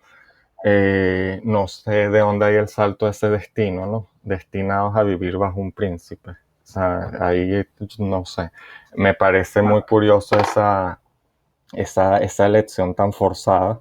No sé si hay una opción de descartar que la gente se pueda habituar, muy forzada también, de descartar una idea de que la gente se pueda habituar al dominio y solo se habitúa a la libertad. que me parece que también rompe con toda la antropología de Maquiavelo. Pues, en última instancia, sí hay una antropología pesimista en Maquiavelo, ¿no? Los hombres desean y como desean son capaces de hacer el mal. Entonces, y también como desean, también son capaces de no necesitar, o sea, así como desean gloria, también pueden desear, pues, tener deseos indignos. Entonces, ahí me hace un ruido y me molesta porque hay una forzadura de decir que no están habituados a vivir bajo un príncipe, sino destinados. Que repito, no sé de dónde se puede seguir de Consuetti a destinados. Entonces, ahí veo y cambia mucho, o sea, ahí hay un problema, ¿no? Que creo que no sé si son ahí unas Sí, intenciones es la de... misma idea, es la misma idea de paisaje, ¿no? Sí, Es la misma idea de paisaje y país, ¿no? Construir, hacer un país, de igual manera destinarse a el destinado a ser gobernados por el príncipe, ¿no? A dominarse por el príncipe. sí, O sea, son errores que además en esta obra cuestan, o sea, son costosos, hay un costo elevado de una lectura bastante pesada. sí. Pues, y me atrevería a decir que creo que hoy diría que el príncipe es difícil de traducir porque a veces es tan seco, tan simple, que es tramposo, sobre todo con ciertos tiempos. Pero en este caso sí ya son como, me parecen forzaduras ya mucho más complicadas. ¿Sabes? La discusión de si pones imperio, soberanía, es un poco más... Todas las traducciones van a ser erradas, eso lo sabemos y lo tenemos por descartado y siempre, no importa cuántas saquen, siempre van a estar erradas. Entonces ahí tú eliges si agarrar con ser literal y poner imperio a riesgos de que te lean anacrónicamente una barbaridad o tratar de acercarte más a esa noción de imperio que es soberanía, que sin embargo también es un error. Creo que esos son errores válidos y discutibles, pero esto de costumbres, de estar acostumbrados a destinados, ya me parecen intervenciones muy, muy, muy, muy al estilo ruso, ¿no? Que me sorprenden Bueno, si eso fue la escuela, si esa fue la escuela, ¿qué te puedo decir? Sí, sí. Cómo vas a pedir que no sea así? Entonces Mira, me pone en alerta porque me gustaba esta traducción tan literal que a veces puede ser un poco chocante en términos actuales, o sea, es un poco anacrónica, yo diría en un buen sentido, pero más fiel al texto, pero entonces también tienes estos cambios tan forzados, o sea, que son abismales, o sea, que bueno, de eso te invitan entonces a tener, es tener sovietismo, puesto un es buen ojo. sovietismo, tienen esos sovietismos raros. Sí, sí, eso es sovietismo, porque imagínate tú cómo destinados a vivir bajo un príncipe. Todas las connotaciones que puedes sacar de eso, ¿no? Alguien que quiera leer No, o sea, atentamente esta traducción. teología, Sí. teología. Yo creo que es que ese es el punto, ¿viste? Yo creo que el punto aquí es que no hay nadie que lo lea atento. Pero A mí me parece. es que no, pero es que una lectura, Lamentablemente, ¿sabes cuál es mi problema? Que una lectura desatenta hubiera hecho lo que todas las traducciones hacen, decir que están acostumbrados y la lectura desatenta sería la correcta. Entonces aquí sabes como que le tuviste que prestar atención y tuviste que tomar una elección de no decir que los pueblos, o sea, hay algo que te molestaba en transmitir que Maquiavelo decía que había pueblos que se acostumbraban a vivir bajo un príncipe. Hay algo que rompía con tu lectura y tu interpretación para mí. Aquí hay un juego político de por medio y de interpretativo que no he hecho el esfuerzo todavía por saber qué es, pero o sea, no creo que esto sea un desliz de bien intencionado. no hay. y ahí en el fondo también está la idea de teológica, Sí, de predestinación. Yo creo que también hay esta idea bastarda en Hegel también, ¿no? De la astucia de la razón, que también la va a citar en una de los comentarios, ¿no? sí, sí, cuando en la Bueno, nota a pie de página de Fortuna. ajá, o sea, que por favor, o sea, por favor, o sea, mirando, pero ya, o sea, no fuera el perol, o sea, estamos hablando ya, o sea, cósmicamente, ¿no? Universalmente, o sea, estás en otra dirección que no lo rescata. Sí, yo creo que pesa, y son dos cosas que hay que corregir porque, bueno, y yo creo que en el fondo es este problema, ¿no? De no tener lectores atentos que puedan, que puedan justamente hacer escándalo, ¿no? Sí, sí, sí. Y bueno, todo esto, porque de todo esto de fondo es obvio que nos estamos tomando esta traducción en serio, porque le estamos dando un peso y un valor, ¿no? Que estamos aquí, ¿sabes? Está poniendo una piñata para caerle a palo. O sea, a mí me interesa porque creo que me interesa ver que hay una tradición en la universidad y que creo que tiene cosas que vale la pena revisar. O sea, no es esto un ejercicio de pura malicia. Pero Claro, bueno, hay cosas que hay que disputar y punto, pues. O sea, eso. Luego habrá que ver cómo se traduce eso a la esfera pública de una manera eh, no ofensiva, pero es que, bueno, hay cosas que habrá que empezar a no, hacer. olvídalo. O sea, yo creo que estamos haciendo el trabajo que hay que hacer y esto no nos puede de ninguna manera, o sea, nosotros, y eso es una de las cosas que yo siempre he tenido, que hay una irreverencia necesaria que además no es añadida ni superficial, y cuando alguien quiere ser irreverente superficialmente, cae mal. Sí, Y no hay nada sacro, no hay nada sacro. ¿No? Aquí no venimos a sacralizar, sino a profanar, ¿no? O sí. sea, y a traer a la luz. Y en el fondo amigo de Platón, pero más amigo de la verdad, chicos. Y olvídalo, o sea, ¿qué puedes pensar? Pues sí. No, no, bueno, pero eso, como te digo, yo sí veo aquí, o sea, sí, aquí hay una, una apuesta político interventora para mí, pero para mí esto no puede ser un desliz, pues. Y ya. Y sí, claro, lo que pone en juego ahí yo creo que es una interpretación que quizás va por ahí, pues. Pero bueno, sí, me parece muy peligroso y deshonesto. Claro. Entonces hay que leer con cuidado porque así como hay cosas que me han gustado, las cosas que no me han gustado, no solo es que no me han gustado, es que me disgustan porque no son problemas de traducción. Entonces, digamos Claro. que ya tengo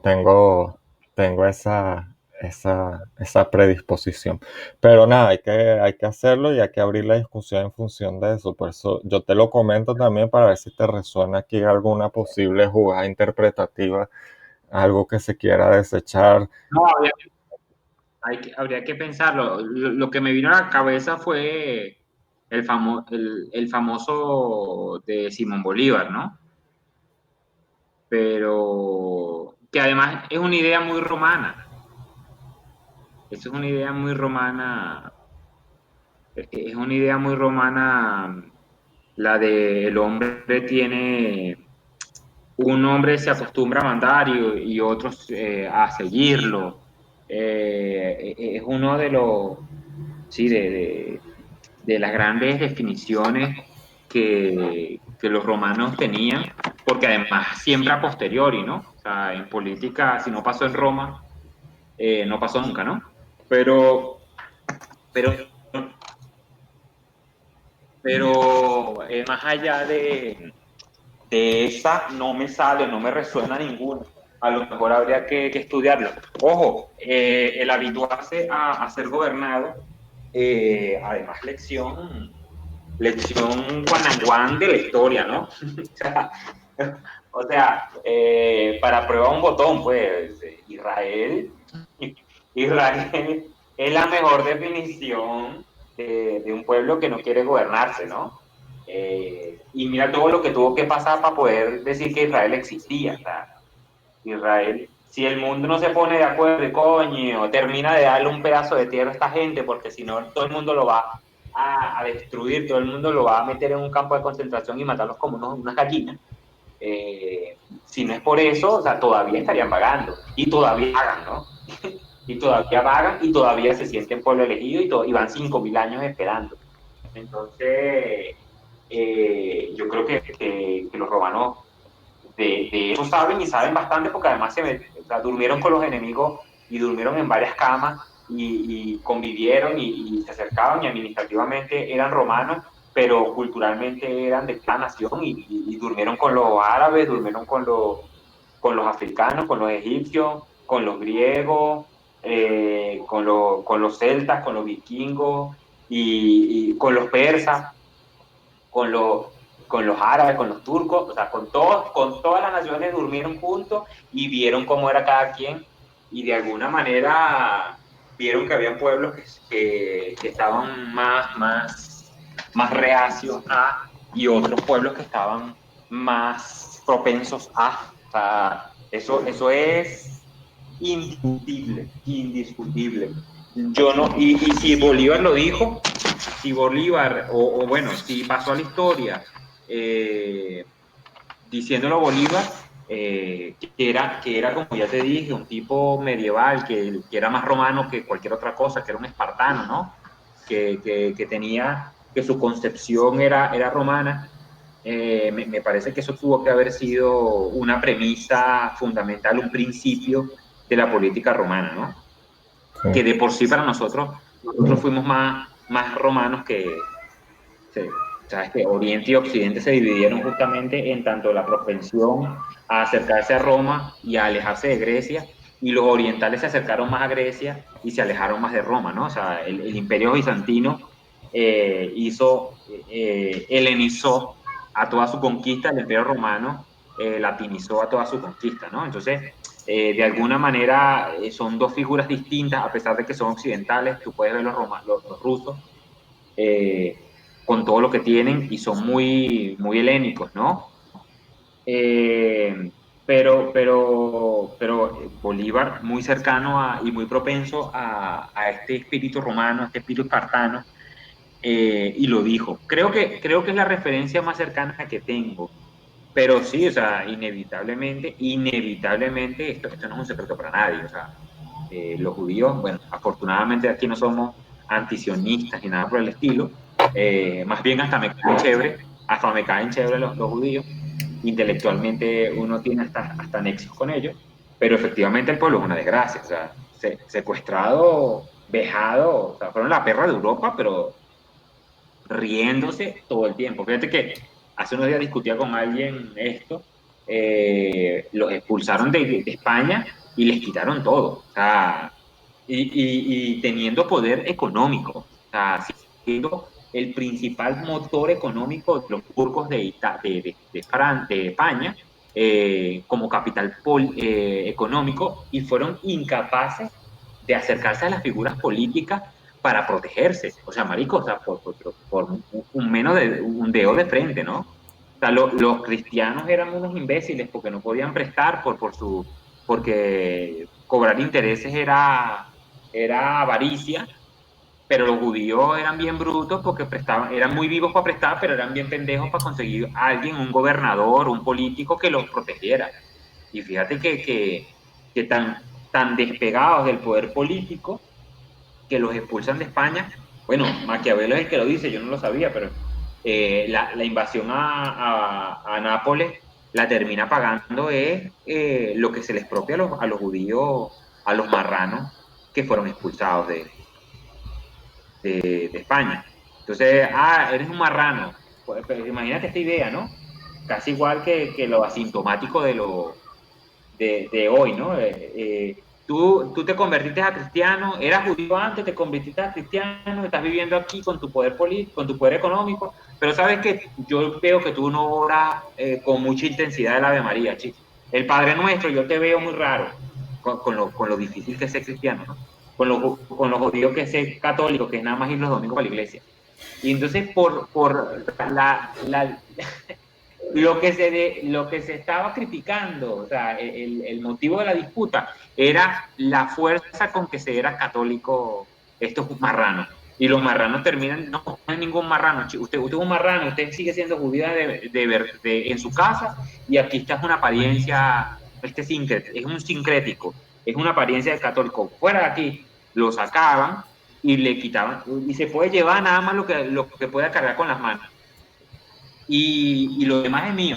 Y toda esa riqueza, esos bienes fueron los que pudieron pagar la invasión a Nápoles, o mejor dicho, mantener la invasión a Nápoles. Entonces te das cuenta que políticamente fueron unos imberbes, o sea, bueno, está bien, son muy buenos económicamente, pero en lo político siempre estuvieron por debajo. Y fíjate que en Holanda también los protege casi que la buena fortuna, helado, vino, porque tampoco se acercan a Holanda y por lo menos, coño, una clase política que por lo menos ponga la cara y que, coño, por lo menos nos frene. Nosotros lo que queremos hacer negocios, pero, coño, que nos protejan. Fíjate que es un desastre. Y otra vez, a Alemania también les pasa lo mismo. Entonces te das cuenta que es un pueblo que está habituado a ser gobernado y que sus intereses están metidos en otro evento y que si bien es cierto, económicamente son unos duros, eso no se les puede quitar. En todas partes donde hay un judío hay plata, o sea, y es una vaina consona, ¿no? Así como un triángulo, son tres ángulos y son 180, bueno, un judío y la plata van juntas también, ¿no? Pero a nivel político han sido un desastre, un desastre. Y te das cuenta que están habituados justamente están propensos siempre a la esclavitud, a que otro venga y con imposición se lo aplaste. Sí, sí, sí.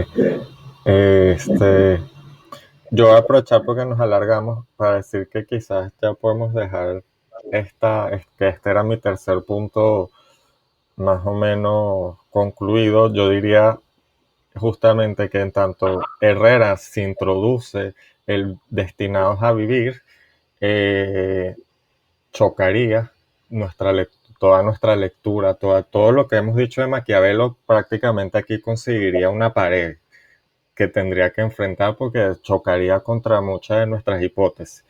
Pero en tanto el A ver, texto y las traducciones, desarrollalo, desarrollalo. hemos dicho que Maquiavelo representa básicamente una ruptura con toda la tradición cristiano medieval, que no se puede necesariamente inscribir o fácilmente inscribir a esa tradición, digamos, moderna, esa moderna que en última instancia fue la que se impuso, ¿no? Que vamos a llamar Hobbes para simplificar. Y Maquiavelo habría una atención justamente al momento de concreción, al momento práctico. O sea, Maquiavelo habría sí totalmente la posibilidad de estar habituado tanto a una cosa como a la otra. Pero en tanto habituado siempre es algo que puede ser de otra manera.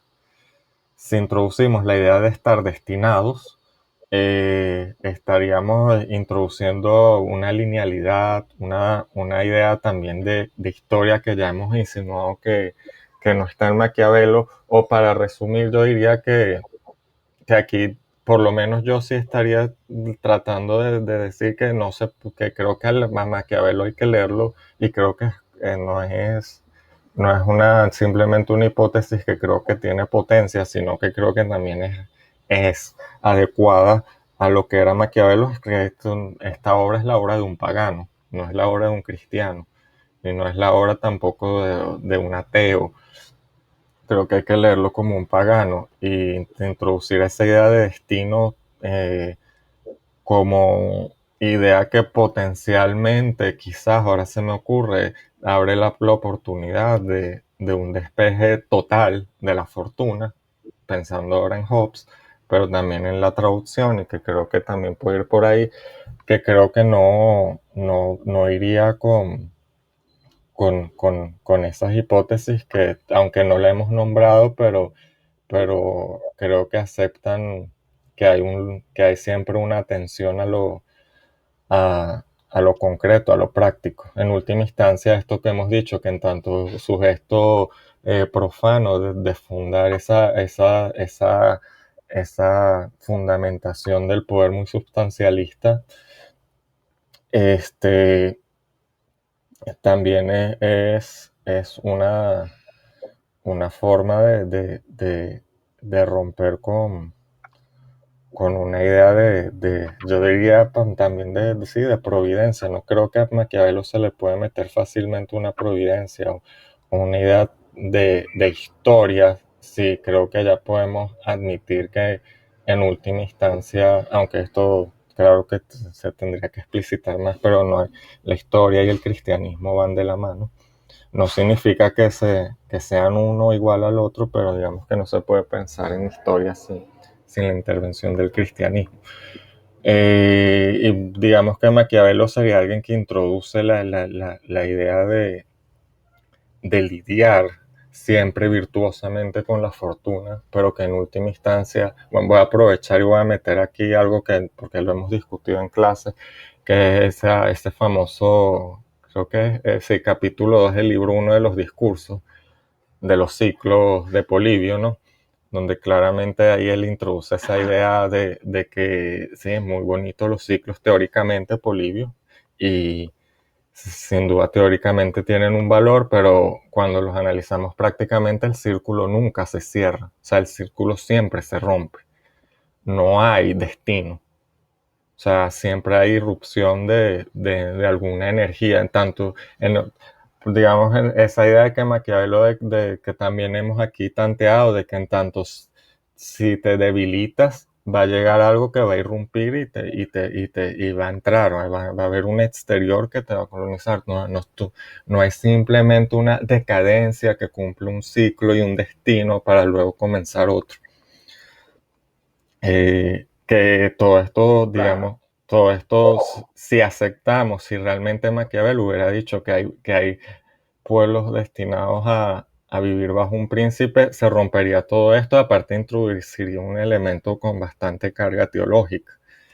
Eh, y también habría aquí también un problema hasta habría que ver cómo se leería ese humanismo de Maquiavelo.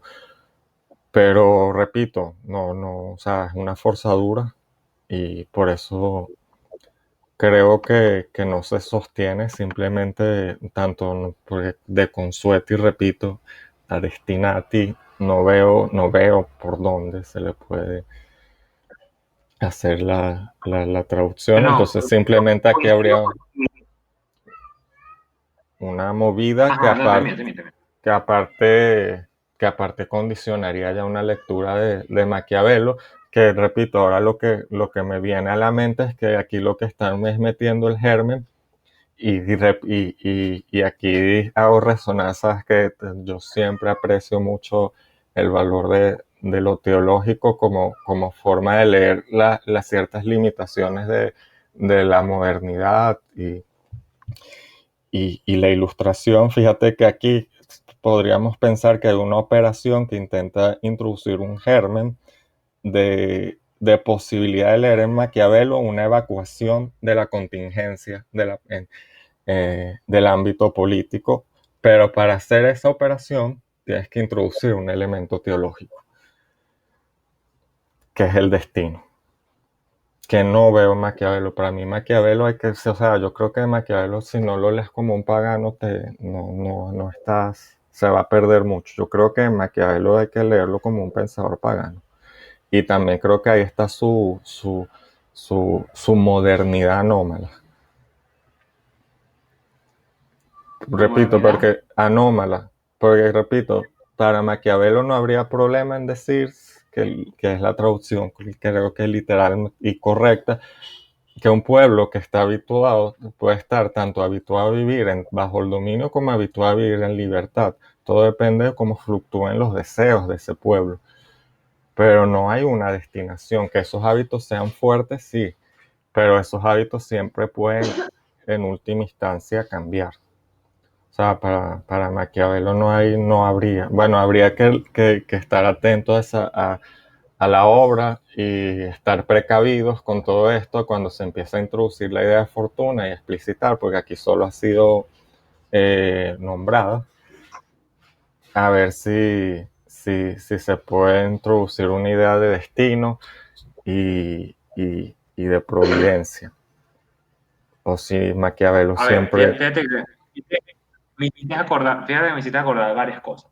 En principio, en cuanto a lo teológico, o sea, creo que por ahí no van de ninguna manera el curso del discurrir de la filosofía, de hilvanar razones de Maquiavelo. O sea, incluso cada vez que habla de Dios, creo que ya yo leí todo el Maquiavelo, hice el control de lectura, ¿no? O sea, lo leí línea por línea, ahora estamos haciendo los comentarios para tomar decisiones y para tomar, sí, ¿cómo se diría? Para enjuiciar, ¿no? Para criticar, para tener razón de fundamento de la obra. Pero ya yo la leí y creo que habla dos veces nada más. Dos veces quiere hablar o dos veces está el curso de la discusión, el curso de la argumentación lo lleva a problemas teológicos, lo lleva a discurrir sobre el gobierno de Dios. Solo dos veces le ocurre esto. Estamos hablando de un Maquiavelo florentino, pagano por completo, pero sometido a una religión que tiene poder. O sea, esto es innegable, ¿no? Además renacentista, ¿no? En este sentido de, está bien, qué bonito, pero somos humanistas, o hay que ir a, a buscar esta fuente de lo que somos nosotros más allá del cristianismo, más allá de la iglesia, ¿no?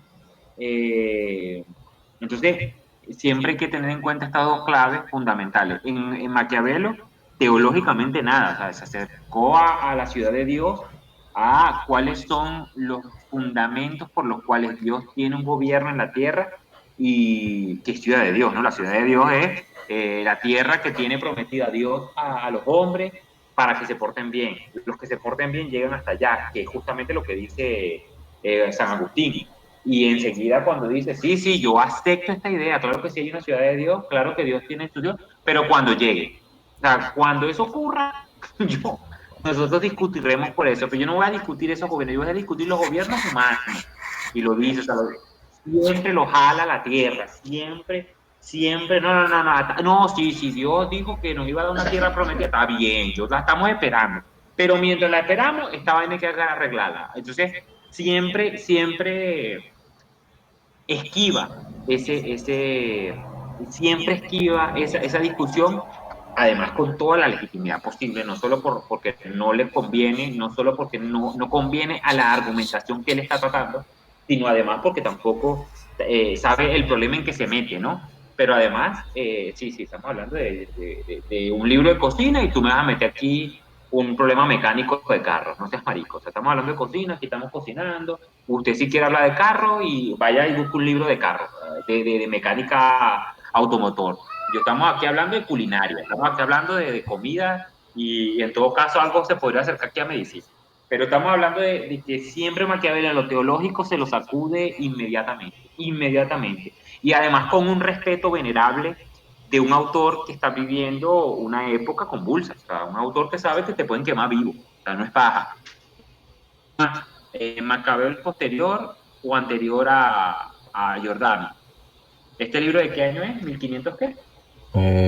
1500, ya va, no se me olvidó. No voy a inventar. Google a la mano. Vamos a googlearlo, por favor. Bueno, sí, pero bueno, está la tensión. Creo que a Giordano lo queman en 1600 clavado, 1600. Entonces, pero si a Giordano lo van a quemar en 1600 y este libro es en 1570, 1560. 1532 Ajá, dice aquí, por más o menos. 32, bueno. La Ajá, pugna, a sí. principios, ¿no? Ya hay Inquisición, ya ya los ánimos se están calentando. Entonces, sí, o sea, bueno, faltan todavía 70 años para que se quemen a Giordano, pero estamos hablando de que eso es posible. ¿no? O sea, se está propagando eso. O sea, hay un respeto muy grande por esto. El respeto que se le huele también a Vico. Vico cuando habla de... Vico es pagano como nadie y Vico también dice exactamente lo mismo. Vico es pagano y dice, no, pero la religión verdadera es la de Cristo y la sangre de Cristo, Cordero de Dios. Ajá, y los ciclos, bueno, pero los ciclos es una cosa distinta, el logo. Coño, qué cosa tan rara. No, no, Homero es bien pagano, Moisés es el verdadero, pero Homero como que tiene más cosas de la sabiduría poética. Bueno, cosas. Pero fíjate que me hiciste recordar, obviamente no estoy metiéndole la mano por ninguna parte a esta traducción, pero me hiciste recordar que quien inventa el hado es una invención romana de los estoicos romanos. Y los estoicos romanos, el primer estoico romano es Cicerón. Y Cicerón es el que, pero yo creo que Cicerón introduce la idea claro, todavía estamos hablando no estamos hablando todavía de la Roma imperial y de la Roma republicana, ¿no? Estamos hablando de la Roma que está todavía en pañales, ¿no? Que todavía es un pueblo más, pero que es la Roma de Cicerón. Pero quien lo introduce es Cicerón, esta idea de hado, que no está en los estoicos helenos, no está en los estoicos alejandrinos, ¿no? De este final de la Grecia clásica, de ese periodo donde ya hay el imperio macedonio se esparce y los griegos filosofan de unas cosas distintas, que ahí nace la estoica. Los estoicos no tienen helado. Para los estoicos, helado. Y fíjate, el ciclo, sí, el ciclo además, la idea de ciclo es una cosa física. O sea, la idea de historia para los estoicos, no es casualidad, es una cuestión física. O sea, es como un tornado, es como la lluvia, es como la nieve, es como un periodo, es como al revés. El periodo temporal, la temperatura del ambiente se da por un ciclo físico, por causa física. Bueno, los periodos en la vida de libertad, de riqueza, de pobreza, también son físicos. O sea, este periodo, esta circulación, estos círculos, estos ciclos de la vida humana son iguales. O sea, esa teoría no procede de la naturaleza de los dioses, sino de la naturaleza física del mundo. Determinismo, otra vez, ¿no? Esta palabra tan horrible kantiana, pero hay un determinismo para los estoicos que, por cierto, además, son los únicos que hablan de la libertad en el sentido republicano, en el sentido que hoy entendemos de potencia, y a pesar de estar determinados, y los estoicos hablan de una especie de ciclo, pero no hablan del hado. El que introduce el hado, que es esta fuerza que te empuja, que te predestina, que te lleva hacia algo, es Cicerón, el romano. Pero yo creo que es un ámbito privado, no en el ámbito público. O sea, yo creo que la discusión de Cicerón es una cuestión más psicológica, psíquica, que política, ¿no? O sea, y otra vez, los estoicos dividen la filosofía en lógica, que era epistemología, en física, que es la física que nosotros entendemos, o la naturaleza, ¿no? Que es lo que nosotros entendemos por naturaleza, ¿no? Este ejercicio de medir, de no sé qué cosa, de la realidad de las cosas. Y ahí entraba la idea de ciclo. Y en ética, que era política, ¿no? Que era las costumbres humanas y cómo ser más libre en la ciudad. Pero otra vez entraba en la parte física, ¿no? Así como hay invierno, hay ciclos de pobreza o hay ciclos de abundancia. En todo caso, yendo más a esta idea de paganismo, ¿no? De esta concepción estoica, que creo que no se conserva ni de cerca en la Roma imperial, en la Roma republicana, en la Roma de imperio, en la Roma que administrativamente dominó, gobernó las demás regiones. Pero más allá de esto, yo coincido contigo en que introducimos un problema muy grave. Yo creo que también perfilado, si lo añadimos al comentario que tú hacías de hegemonía de Gramsci, de reunificación de Italia, bueno, se va como como alienando,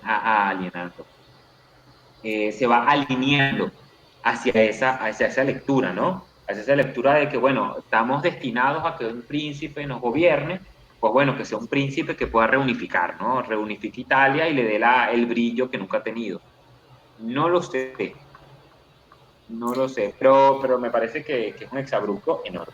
Sí, todo esto que acabas de decir me hizo notar que quizás yo no estaría evacuando que en Maquiavelo hay destinos, o sea, que con tanto como lo acabas de señalar, sí, sí lo podría ver, No, no, no, no.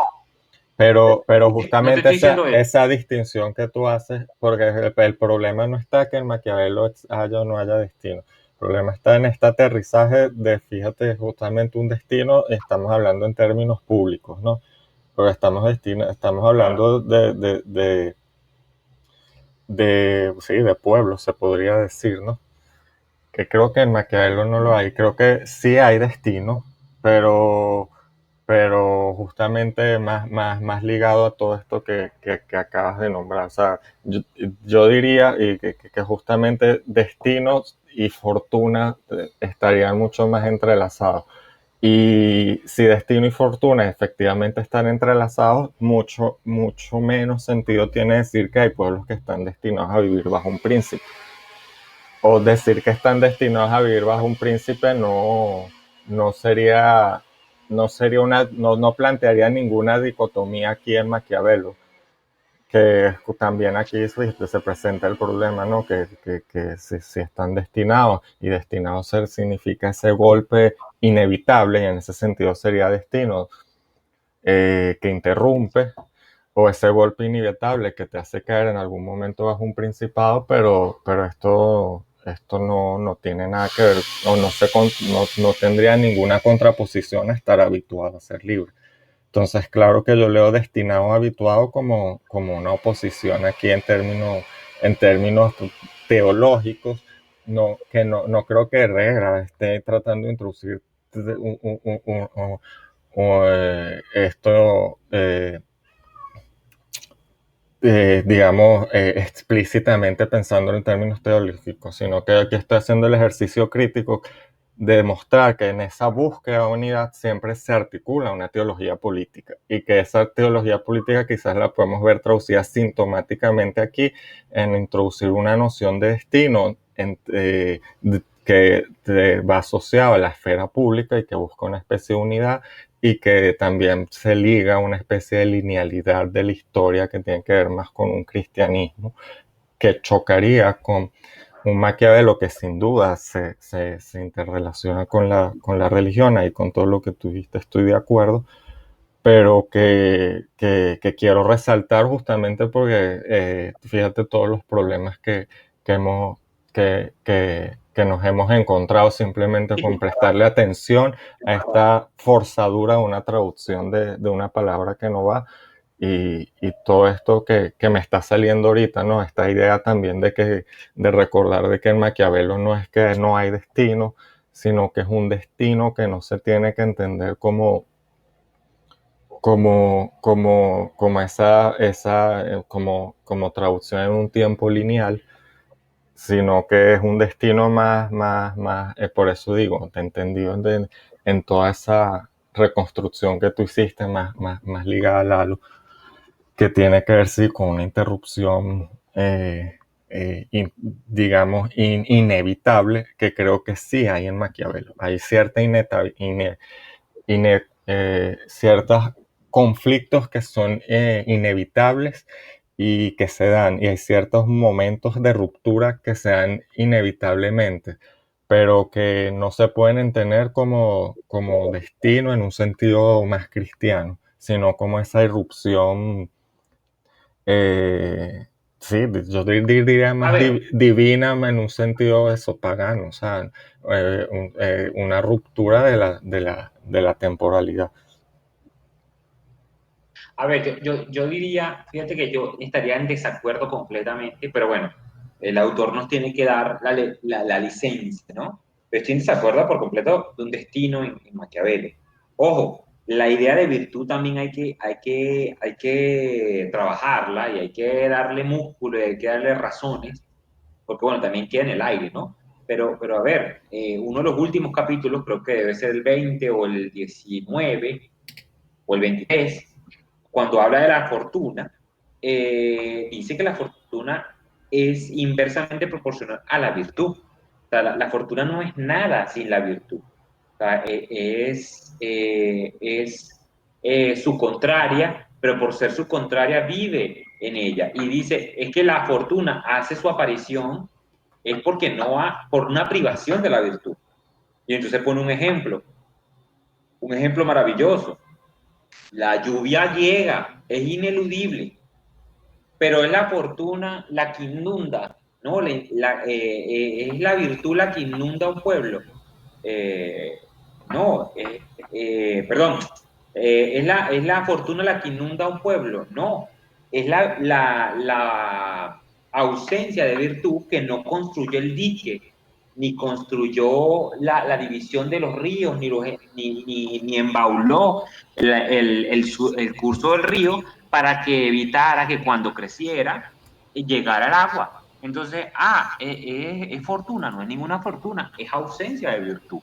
Lo dice expresamente, donde hay muestras de fortuna es porque hay un tipo que es pusilánime.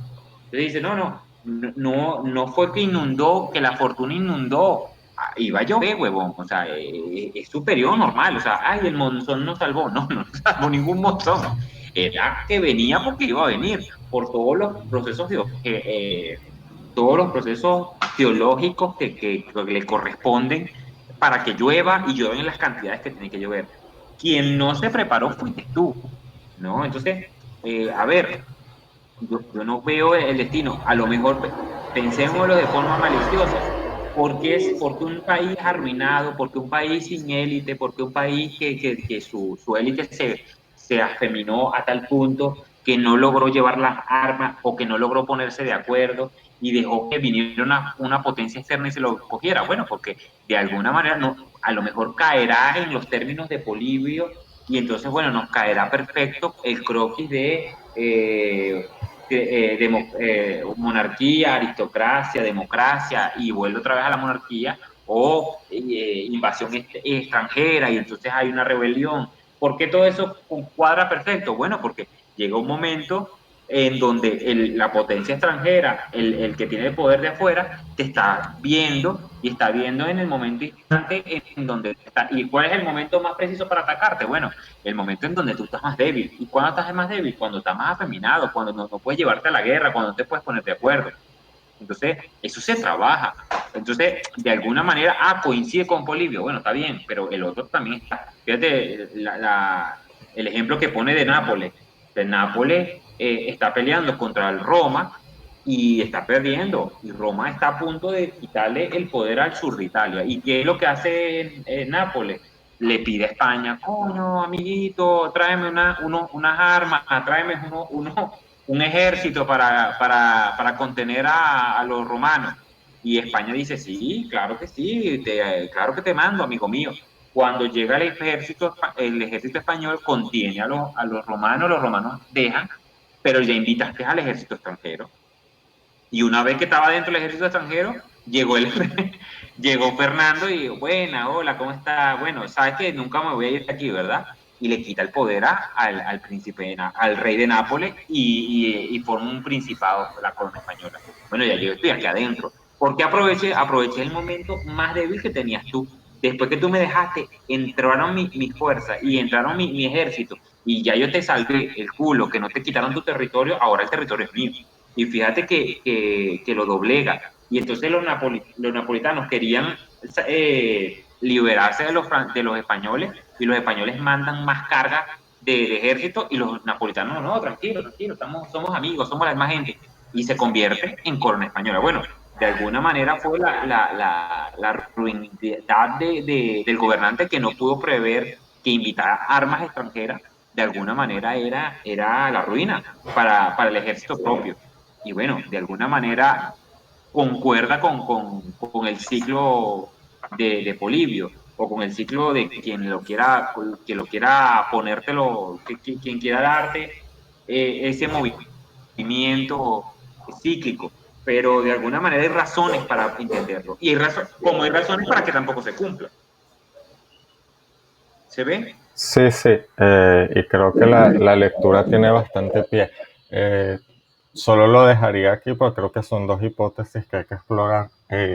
Decir que mi idea de destino se relaciona más con la de fortuna en Maquiavelo, por ejemplo, y aquí también estaría haciendo ese adelantamiento, podríamos luego, y cuando caigamos en Bordiga, que es ese principado que se obtiene por fortuna, pero Bordiga cuando Ok. Maquiavelo lo describe como un príncipe que es bastante virtuoso y que se empieza a preparar y ejerce